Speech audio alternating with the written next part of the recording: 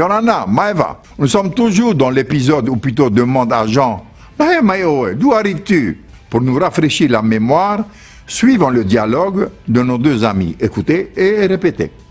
Nahea Maioe, d'où arrives-tu? Nati Oire Maiau, je viens de la ville. Teharera Oihea, où vas-tu? Tehare Noarava Wiuta, je vais juste vers la montagne. Heru, Harme Tama, attends, viens manger. Et Fafayer Ioe Tefare, tu vas te reposer un peu à la maison. Nareira, et par Heir Iel, d'accord? Je vais rester un peu. Nous allons modifier légèrement la dernière réponse de Jean. Nareira, et Hareatu Vau, et par Heir Iel. D'accord? Je viens vers toi et je vais rester un peu. Regardons de plus près les particules directionnelles mai et atu. Les particules atu et hareatu vau, comme mai, haremai et tamaa, ahoromai ione court vers moi, ici, ahoimai te farenei revient à la maison, celle qui est la tienne. Atu et mai sont des particules directionnelles. Explication. Mai indique un mouvement orienté vers le lieu où se trouve l'énonciateur, la personne qui parle. Comparez les phrases suivantes. No Tahiti au, je suis originaire de Tahiti. No Tahiti mai au, je viens de Tahiti.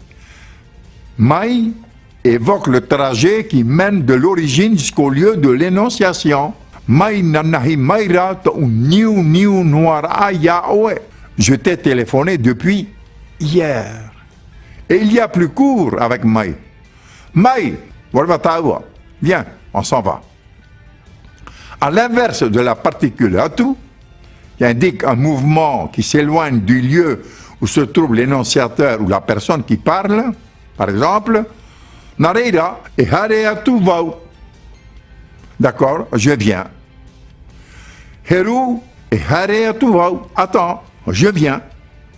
Atu et mai sont deux particules qui indiquent l'orientation d'une action lorsque cette orientation n'est pas déterminée lexicalement. Par exemple, ho mai, c'est acheter. A ho mai teiga natato, achète du poisson pour nous. Ho atu, vendre. Et harea ite matete, note ho atu ita utaro. J'irai au marché vendre mes tarots. La suite à demain. Et n'oubliez pas de nous retrouver sur Prod Haiti, replay par Hay et Yoran.